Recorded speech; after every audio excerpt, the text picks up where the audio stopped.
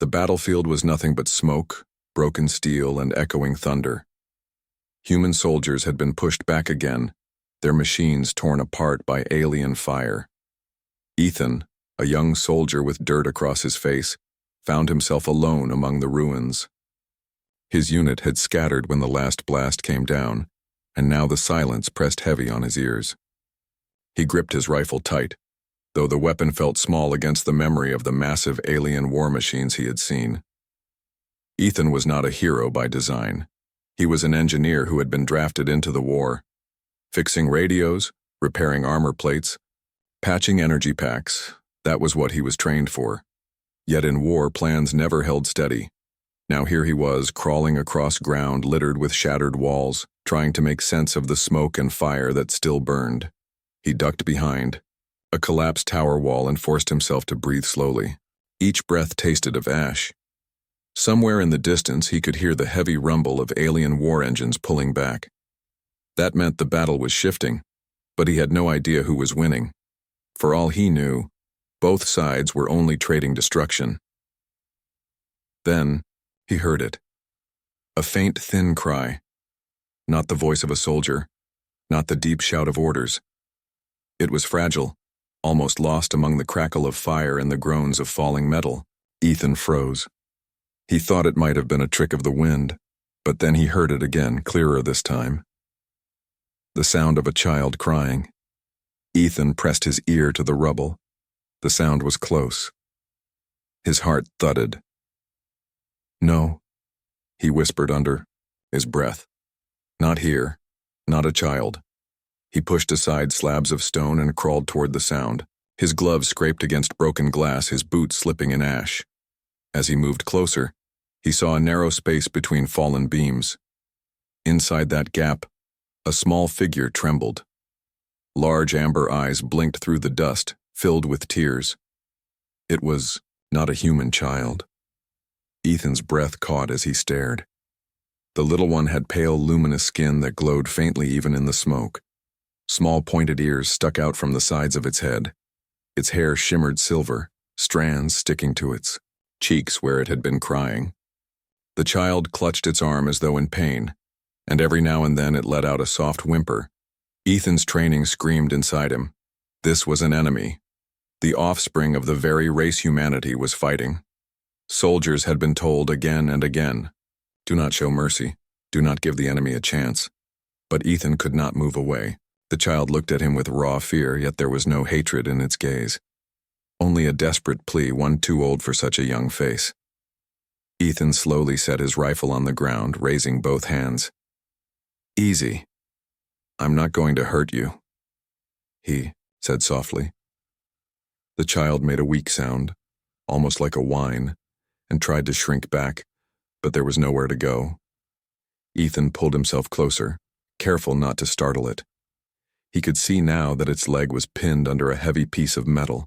He tested the slab with his hands. It was heavy but not impossible to shift. "All right, little one," Ethan whispered. "Hold on. I'll get you out." He braced his shoulder and shoved. The slab groaned but barely moved. He gritted his teeth, sweat stinging his eyes. The ground shook faintly with distant blasts, but Ethan pressed harder. With a roar that tore from deep inside him, the metal finally tipped enough for him to drag the child free. The young alien cried out in pain, then clung tightly to Ethan's chest as he lifted it. Ethan looked down in shock. Tiny hands had locked onto his uniform, trembling but refusing to let go. He could feel its small heartbeat hammering against him. For a long moment, Ethan only stood there, holding the child in his arms while smoke drifted around them. Then he heard another sound, the whine of engines above. Alien scouts.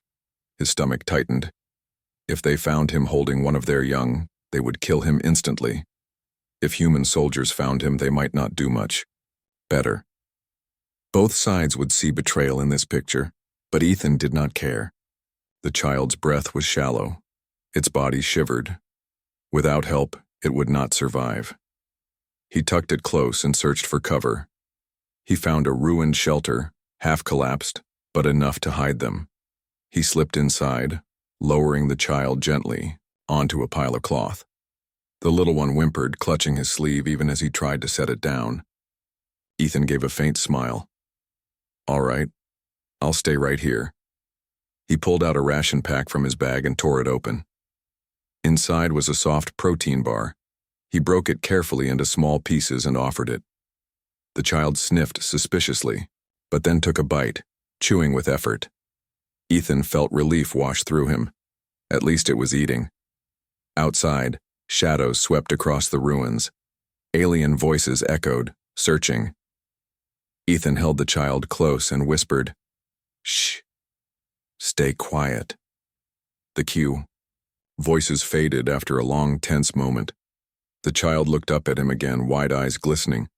Its lips parted, and it spoke a single word in broken, halting speech. Ethan did not understand the language, but he understood the tone. It was "thank you." Ethan swallowed hard. He had never imagined such a moment. This war had been about orders, lines, and survival. But here in the rubble, he realized something no general could tell him. Compassion crossed all borders. As he held the small alien against his chest, Ethan knew one thing with certainty. His life had just changed. Forever.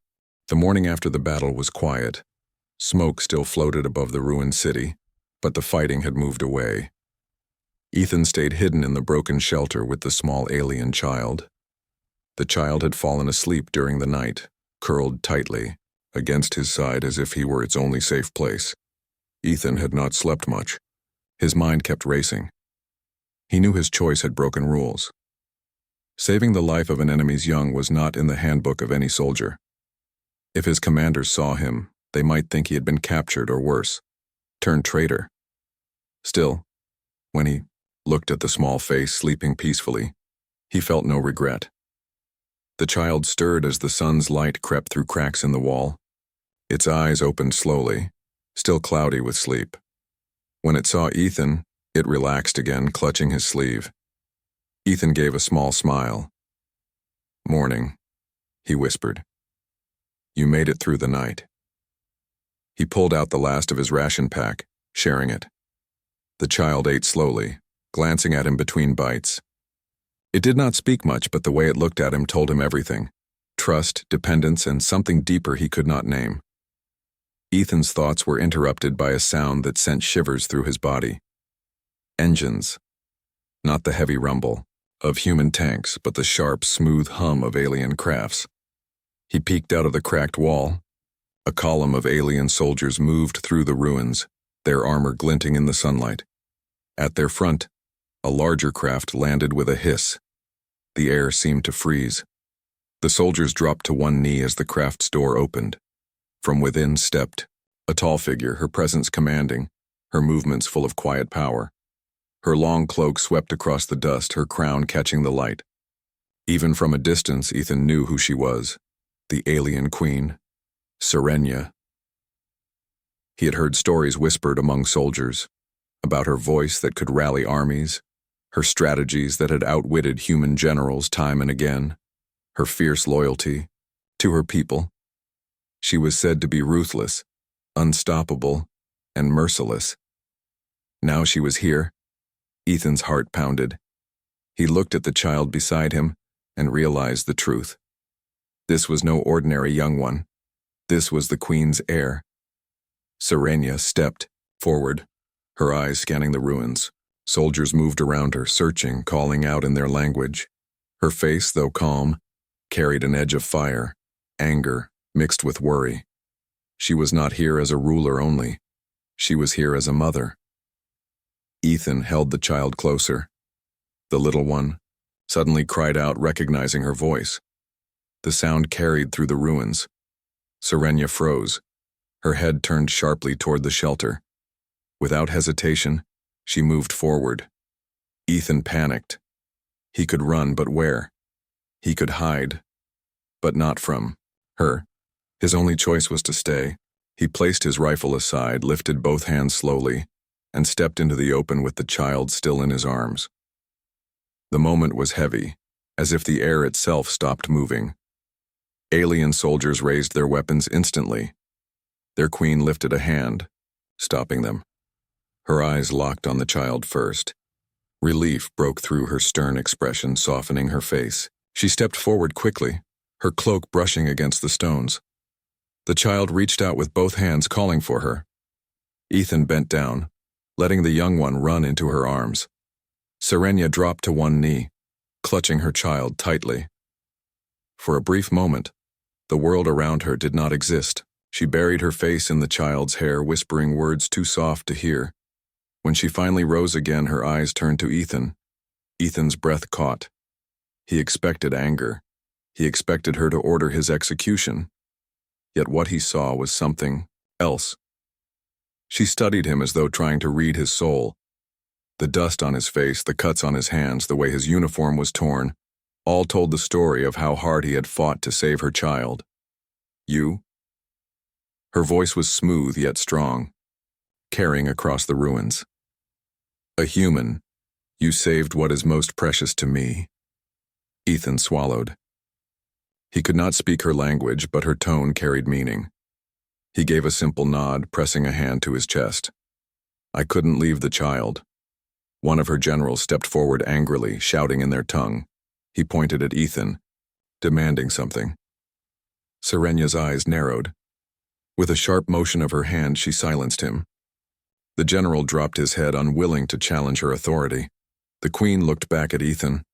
She studied him a moment longer, then said words that even he could understand through tone alone. You will not leave. Ethan felt his chest tighten. He glanced at the soldiers surrounding him. His fate was sealed. He had given the child back, but his life was no longer his own. The queen turned, still holding her child close, and gestured for him to follow. Ethan hesitated, then stepped forward.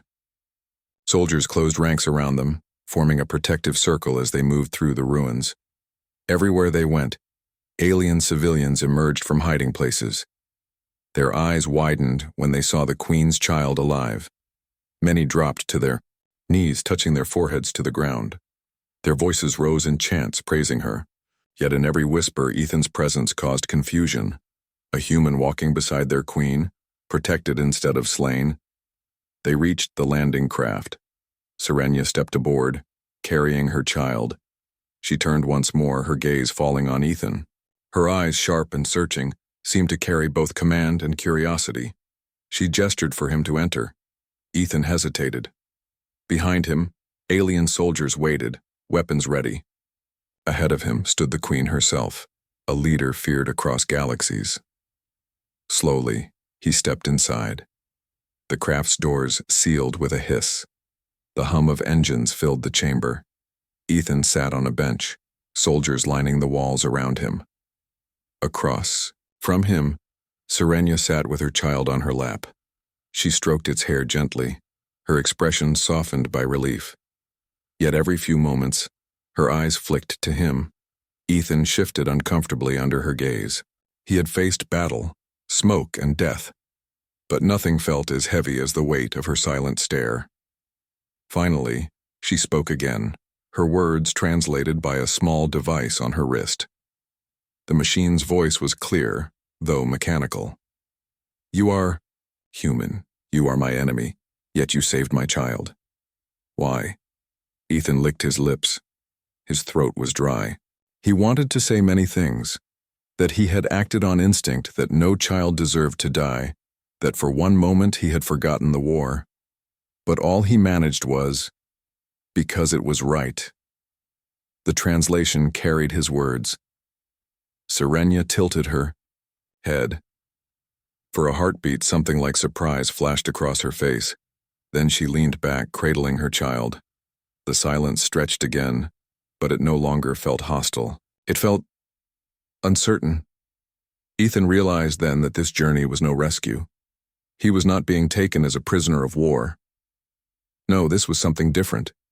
He had stepped into a story far larger than himself. And as he watched the queen hold her child, he understood a dangerous truth. Whatever bond had begun in those ruins was only growing stronger. The alien craft soared high above the ruins, cutting through the sky like a silver arrow. Ethan sat silently on the bench, surrounded by guards whose glowing eyes never left him. His pulse slowed now that the battlefields were far below, but unease clung to him. He was a stranger in their world, one wrong move away from being ended. Across from him, Queen Serenia sat tall, her crown tilted slightly as she held her child close. The young heir had fallen asleep against her shoulder, breathing softly.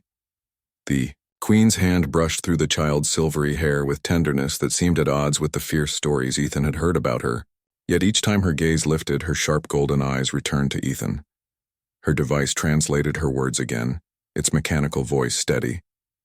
"You could have abandoned my child, yet you risked your life. Explain." Ethan shifted. He had already answered once. Still, he forced himself to meet her gaze. "Because it was right," he said again. "Children should not pay for wars." Serenia tilted her head, studying him. She did not smile, but something flickered in her expression. "Strange," she murmured. "Humans are spoken of as destroyers, yet here sits one who protects." The guards stirred at her words, their disbelief obvious, but no one dared question her aloud. The craft soon descended onto a vast landing platform, built into a floating fortress. Ethan's eyes widened as he looked through the window. The fortress stretched across the sky like a city suspended in the clouds, towers spiraling upward, banners flowing in the wind. Ships hovered in neat formations, soldiers marching in disciplined ranks.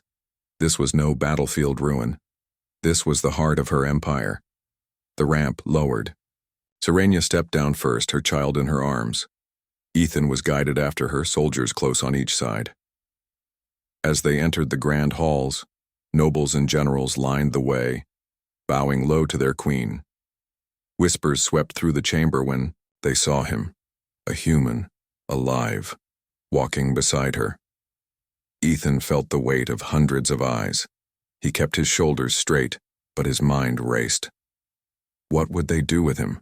Was he a guest or a prisoner? At the end of the hall stood a throne carved of silver stone, glowing faintly with energy.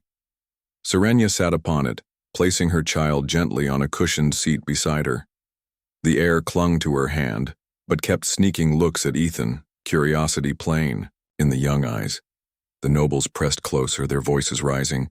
"Your Majesty, he must be executed," one shouted. "He is an enemy soldier," another cried. "A danger to the throne." Ethan stood frozen as dozens of voices condemned him. His fingers twitched, but he did not reach for his weapon. Against this sea of warriors, resistance was pointless.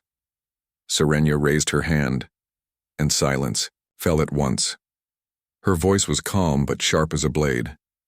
"He will not be harmed." Gasps swept through the court. Generals exchanged stunned looks. One dared to step forward. "But my queen, he is human, our sworn foe. Keeping him alive risks dishonor." Her eyes burned like twin suns as she fixed them on the speaker. "This human saved my heir when no one else could. He held my child in his arms when death surrounded them. He risked his life with no promise of reward. Would you call that dishonor?" The general fell silent, head bowed. Serenia turned back to Ethan. "From this moment, you remain here. You are bound by what you have done. You will not return to your people." Ethan's heart pounded. "Not return?" he whispered. Her translator spoke her next words with absolute certainty. "You are under my protection. You will stay in my court. My child trusts you. Therefore, I demand your presence." The hall erupted again in disbelief. A noble woman hissed, "You would keep him like a pet?" Another spat, "He is bait meant to spy," but Serenia's raised hand silenced them once more. Ethan felt the walls close in. He wanted to shout that he was no prisoner, that he belonged with his unit, his people. Yet when he looked at the queen's child, who leaned sleepily against her side, he saw the truth. If he left, the little one might never trust another human again. If he stayed, he could at least protect the child from further harm. His throat tightened. Slowly, he nodded. "If that is your order, then I'll stay." The queen's eyes softened just slightly, though her voice remained firm. "It is not only an order, it is recognition. You are more than you believe, human." The court shifted, uneasily. Some whispered of betrayal, others glared at him with open hatred. Ethan felt their stares burn into his back, but Serenya's gaze shielded him like armor. Later, Ethan was led to a chamber overlooking the sky. The room was richly furnished, with walls carved in patterns of stars. Guards stood at the entrance, ensuring he could not leave. Yet compared to a cell, it was luxury. He sat by the window, staring at the endless clouds below. His mind wrestled with his fate. He was alive, but no longer free. He had saved a life, yet in doing so, he had chained his own. A soft knock startled him. The door opened, and to his surprise, it was not a soldier, but the queen herself. She entered, quietly, her crown removed, her cloak draped loosely. Without the weight of the throne, she looked less like a ruler and more like a mother. Her child ran in after her, smiling when it saw him. The little one rushed to Ethan, grabbing his hand with small fingers. Ethan blinked, then gently squeezed back. Serenya watched in silence, her arms folded. After a long pause, she spoke. "My child has not smiled since the war began. Today, because of you," laughter returned. Her voice lowered, carrying both gratitude and warning. "Do you understand the bond you have created?" Ethan nodded slowly. "Yes, I understand." She stepped closer, her eyes meeting his. "Then know this. Your presence is no accident. Fate has placed you here. You will stay human, not as a prisoner, not as a servant, but as one who has earned a place no other human could." Ethan's chest tightened. He should have felt trapped. But as the child leaned against him, and the queen's words hung in the air, he realized something unsettling. Part of him no longer wanted to leave. For the first time since the war began, Ethan wondered if his destiny was not with his army, but here, in the heart of the enemy's world, beside a queen who had demanded he remain forever.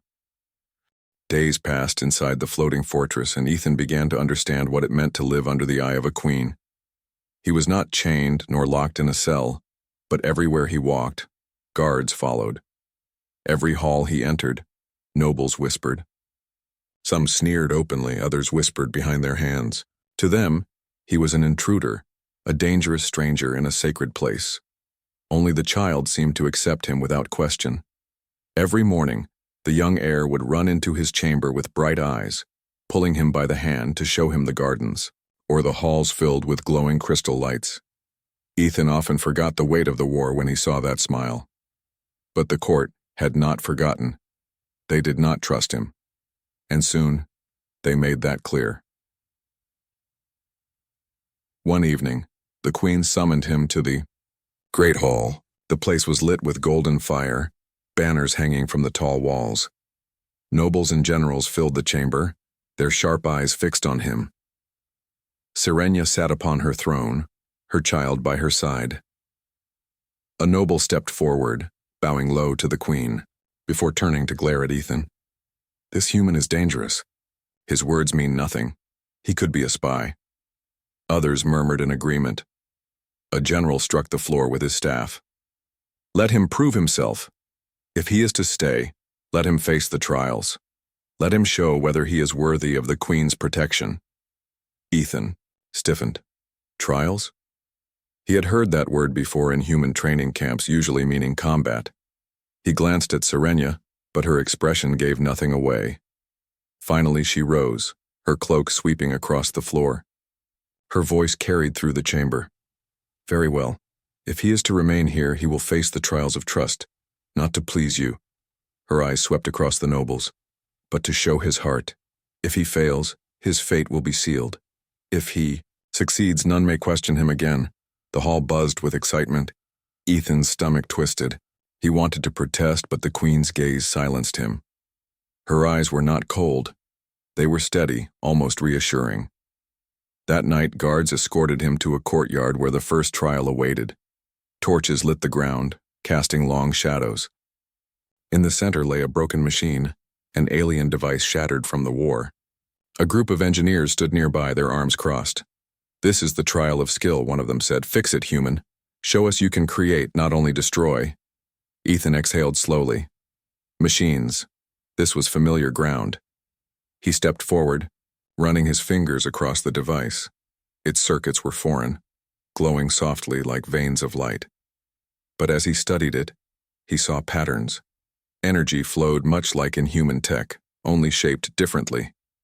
He knelt down, pulling tools from the kit they provided. His hands worked carefully, connecting pieces, replacing broken lines, testing sparks. The engineers watched silently, expecting him to fail.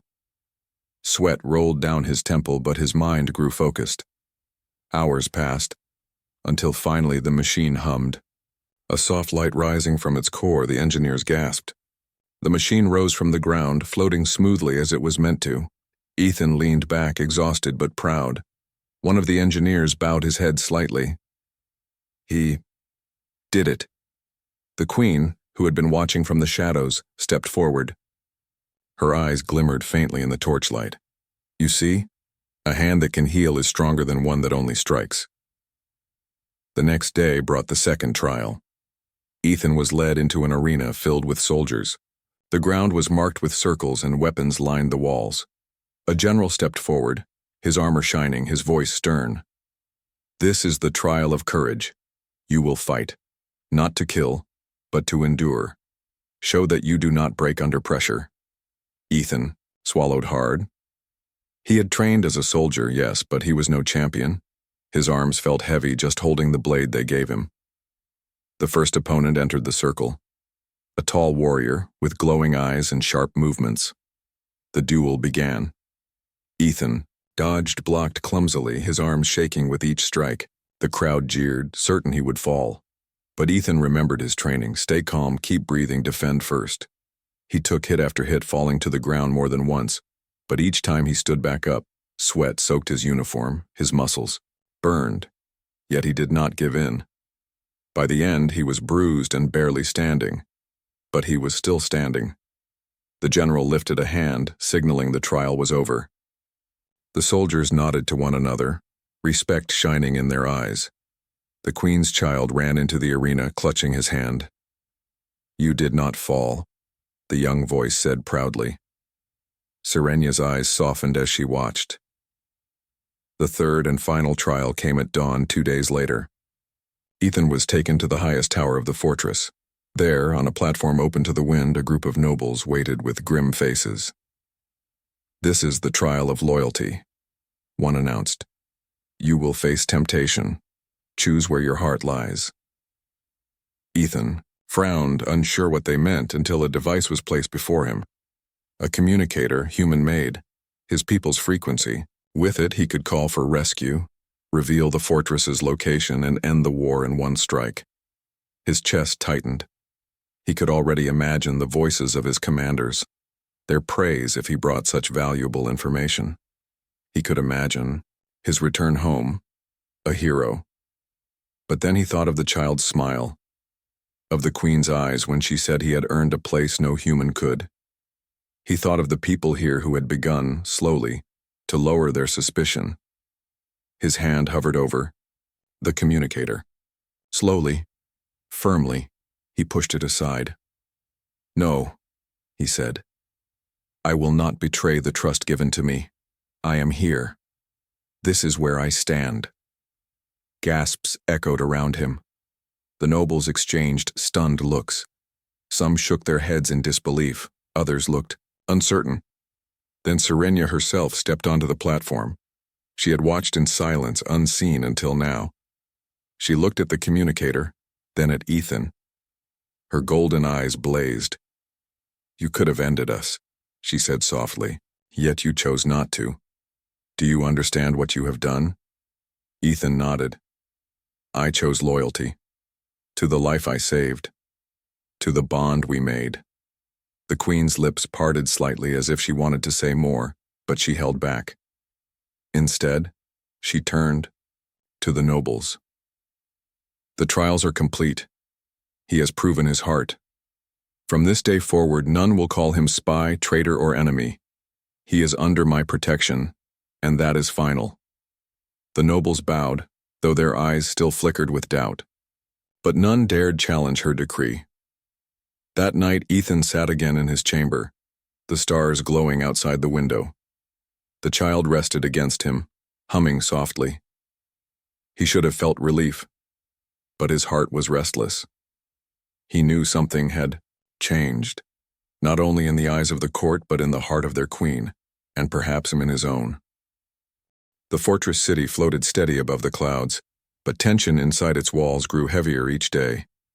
Rumors spread among the nobles, soldiers, and citizens alike. The human had passed the trials.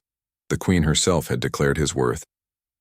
Still, questions swirled. Why did she keep him? What future did he hold here? Ethan felt those questions in every stare. When he walked through the halls, whispers followed. When he entered the gardens with the queen's child, servants froze mid-step. Some looked with respect, others with suspicion, but none ignored him anymore. For Ethan, it was strange. He had begun this journey as a soldier lost behind enemy lines, only hoping to survive. Now he stood at the center of a court that once wanted him dead. He should have longed for escape, but each day with the child, each glance from Serenia, pulled him further into their world. The queen herself seemed changed as well. She still carried the weight of her crown, her voice sharp in council meetings, her presence commanding on the throne. Yet in moments outside the eyes of the court, she let her guard lower. Ethan sometimes found her in the gardens at night, her child asleep, her gaze lost in the stars. She would not speak much, but when she did, her words were softer than any story told of her. It was on one such night that she asked him quietly, "Do you regret it?"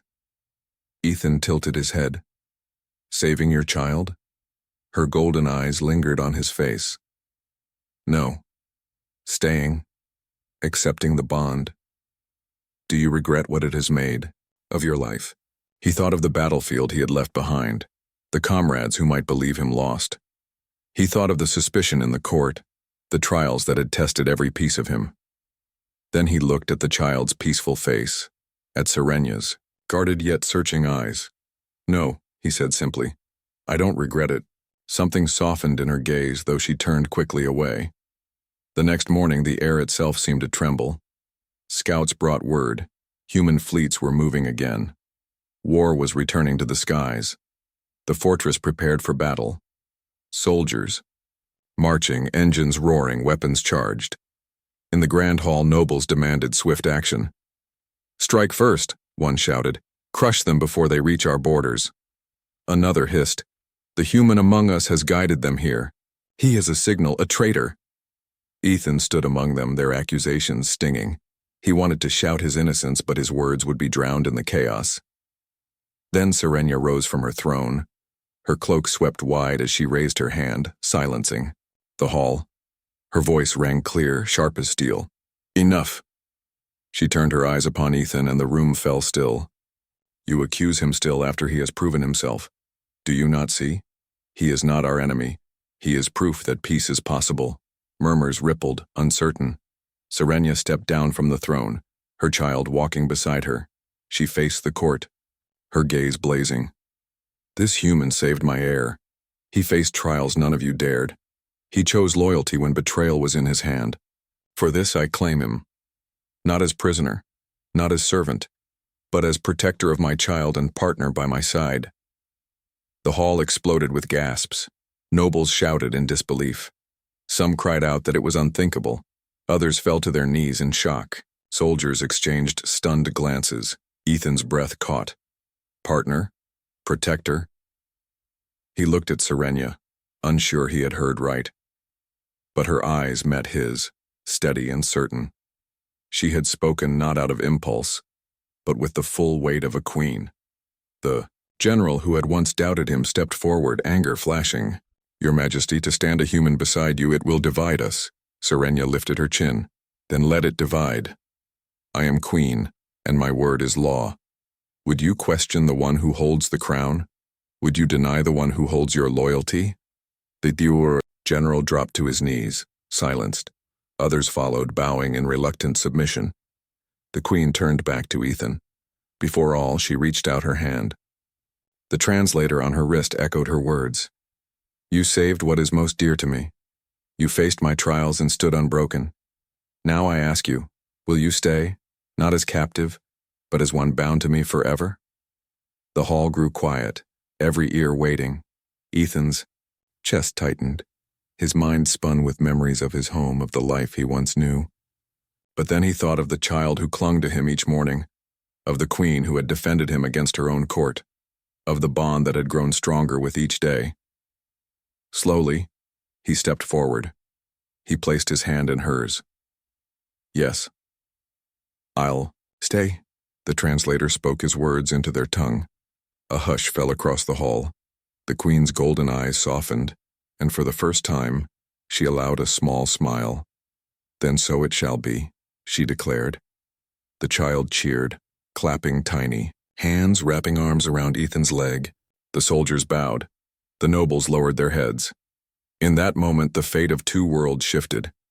When news spread beyond the fortress, both human and alien forces hesitated. Leaders on both sides struggled to understand. How could their war continue when their Queen had chosen a human as her partner, her protector, her forever? Ethan stood beside her that evening on the balcony, looking out over the endless clouds. Serenya's child held his hand, and Serenya herself stood close, her cloak brushing against his arm. This isn't how I imagined my life, Ethan admitted, quietly. Nor mine, Serenya replied, her gaze fixed on the horizon. Then she looked at him, her voice softer than the wind. But perhaps this is the life we were meant for. Ethan said nothing more. He only stood there, knowing he had crossed a line that could never be undone. He had saved a life, and in return, he had been claimed by a queen, not as an enemy, but as hers forever.